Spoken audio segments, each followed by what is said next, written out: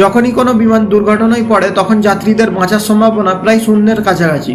কারণ একটাই, বিমানে কোনো প্যারাশুট ব্যবস্থা থাকে না, আর নেই কোনো সহজে বেঁচে পালানোর উপায়। আন্তর্জাতিকভাবে এখনো পর্যন্ত প্রায় 1 লক্ষেরও বেশি মানুষ বিমান দুর্ঘটনায় তাদের প্রাণ হারিয়েছেন।